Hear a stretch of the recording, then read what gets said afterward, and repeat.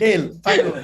Yeah. But no, so just I saw Dale, the Dale, Somani, bas, Dale, bas, hang on. Dale. Dale, Why hang does on. everyone Saurabh respond wants to to Dale? talk. Everyone's And when it responding comes to to Dale talking today. cricket, any day Saurabh Somani over Dale Singh. Saurabh, go ahead. no.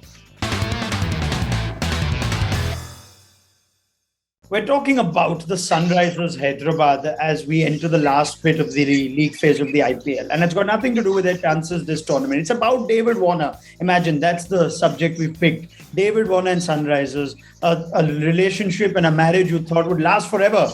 Well, that didn't happen. So let's ask Dale Steyn, Sanjay Manjrekar, Dustin Salgado, Nikhil Naz, and Saurabh Somani, who I'm delighted joins us as well today, as to what has happened with the Sunrisers and Warner. And the wording of this topic is curious. Have the Sunrisers been fair to David Warner? I think when they dropped him in the first leg, I think there was something going on in the backroom staff. There may have been some kind of discussions about how the team wanted to go one way, or Warner wanted to go one way, and the management wanted to go another. I don't know. You know, one can only speculate. The second leg, though, however, when you see Warner not coming to the ground, it's probably a little bit more understandable because they know that they're nowhere in the league anymore, and they want to give a couple guys some opportunities, and they can only take X amount of players to the ground. I know I was a victim of that when I was with RCB at the IPL last year. I wanted to go to the ground, but we could only take X amount of guys. You're not allowed on the field.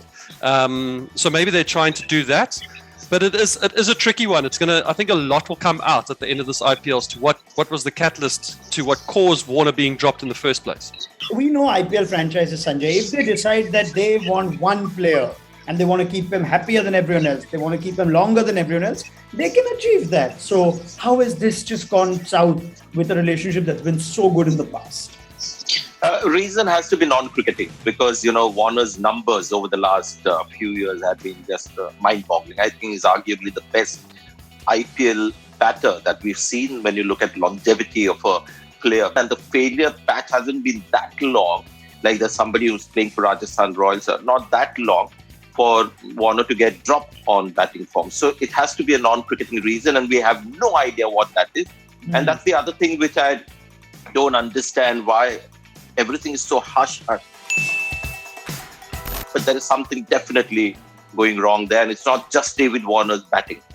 Why don't they just tell us? I would trade a couple of those colorful TikTok videos for just some information from David Warner. Mr. Naz, would you? I hate to blow my own trumpet, but before the IPL started, I had gone on record on a video saying that I do not see David Warner last this season as the capital of Sunrisers Hyderabad. That's because when I sat down to make my team for Hyderabad and fit in the 4 foreigners, I knew that they're going to start with David Warner. But if there was going to be one guy that make way for Kane Williamson to come in, it would have to be David Warner. Bairstow was in fine form, leading up to the tournament. You had to play someone like a Rashid Khan there. One all-rounder, you needed someone like a Jason Holder or Nabi, whichever way you went with. And so the first person that they had to drop would have to be David Warner to accommodate a Kane Williamson. And that's the reason that I thought that David Warner will not last as captain going forward. And that's exactly what happened. Nikhil makes an interesting cricketing point. While David Warner walks into so many of our all-time 11s that we do on and off on Cricinfo for the IPL, there was a compelling case leading into this tournament that Warner, on merit as a player, may not command a place in the team. However mind-boggling that sounds if you look at his overall record. It's just how ruthless the IPL is, right? Because if you have a Warner playing, you have a Williamson sitting on the bench, like Nikhil said, while he was not blowing his own trumpet. So it's just, that's the nature of the IPL, I think. It's a little sad to see him sitting in the hotel room. I don't quite understand what they said when, they said they want younger guys to come in. For what? There is a mega auction next year. What are you grooming the younger guys for? It's not like they're going to stay with you or that you have any guarantee that they're going to stay with you for the subsequent years. So why are you, not getting a Warner there? Is it so important for them to get the dugout experience for guys who might not even be in your team the next year? Are you grooming them for the other teams? I mean, it's nice to be altruistic. Somani, you are on fire, man. Well, you've come with like a...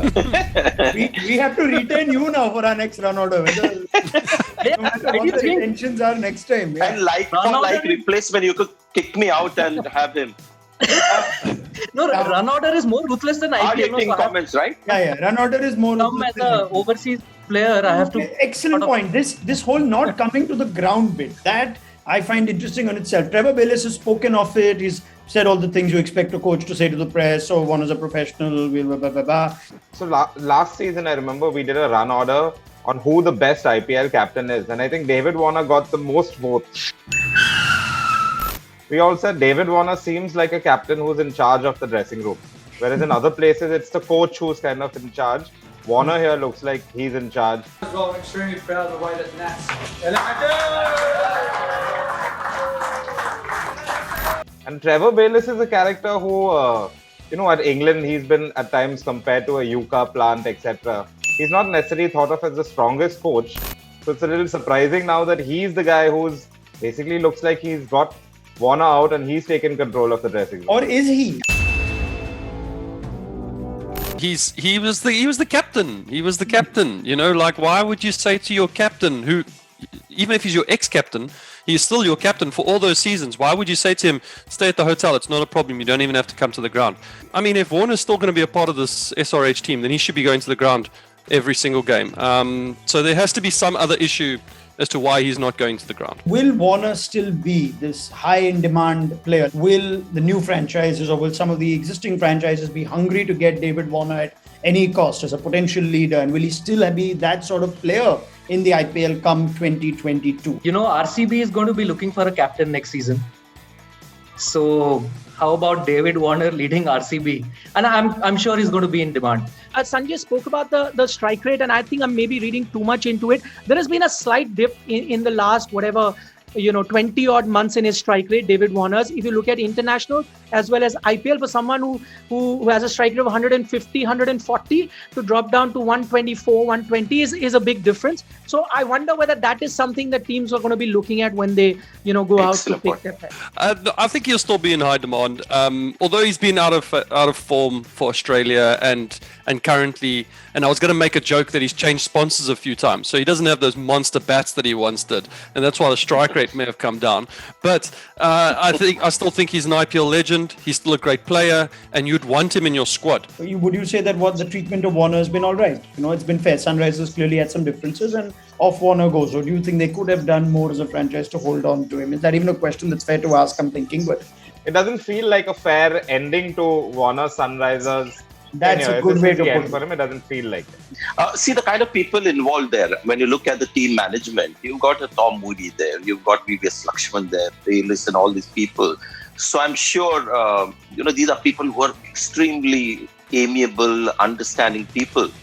So, yeah, I'm sure they must have tried everything possible to keep Warner in the right spirits. I was just reminded of this one other saga that really played out in the IPL where you were, talking about this, son of the soil being let go by their franchise, and that was Saurav Ganguly with KKR for the longest time. Shah Rukh Khan was asked about it, and he said that, that's the reality of, corporatization of cricket. And he said, I'm going to treat it like a bad marriage where both the couples sit on the table and decide, hey, listen, it's not working out, sweetheart. So we'd be better off without each other. So let's go our separate ways. You shake hands and you move on. It's just, it's not the happy ending, but how many happy endings are there in the IPL? Who knows? And in life as well. Yes. And in life, yeah. Wonderful. Who is to say Warner may not come back to Sunrisers in 2 options time? I think that is just the ruthlessness of the IPL. If you're not doing well, coaches want to test somebody out, you're gone. That's just how it is. Unfair, fair, who's to tell?